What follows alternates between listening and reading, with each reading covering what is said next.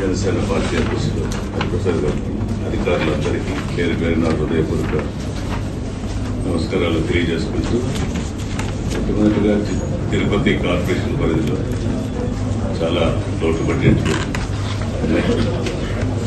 చాలా వర్కులు ఒక సంవత్సరంగా నుంచి స్మార్ట్ సిటీ ఫండ్స్ కానీ అదే చాలా మొదలుపెట్టి చేయడం జరిగింది.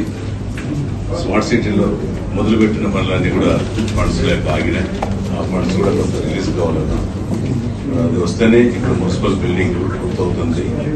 కొన్ని రోడ్స్ 50%, 70% చేసి ఆపేసి ఉంటారు. అవి పూర్తి చేయాలనుకుంటే smart city funds, state funds, central funds దాదాపు 300 కోట్లు కావాల్సి వస్తూ ఉంది.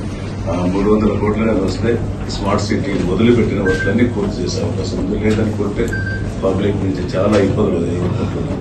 ఎంత ఆపేస్తున్నారు, కాంట్రాక్టర్లు ఎవరు డబ్బులు ఇవ్వలేదని చేయకుండా ఇబ్బందులు పడుతున్నారు. కొంచెం స్మార్ట్ ఫండ్స్ కూడా కార్పొరేషన్కు గత ప్రభుత్వంలో చూడాలి ఎట్లా జరిగిందో. ఇప్పుడు చూస్తుంటే ఎట్లా బాధ అనిపిస్తుంది. మున్సిపాలిటీలు కూడా అదే విధంగా జరిగినాయి.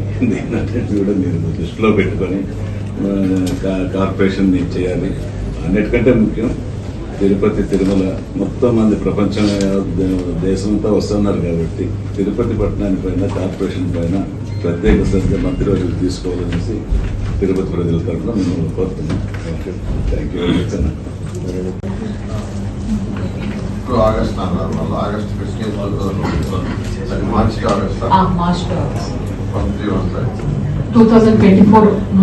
March to August.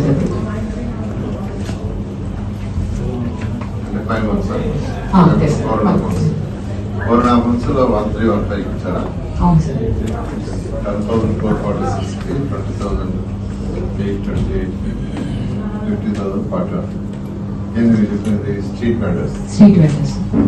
లోన్స్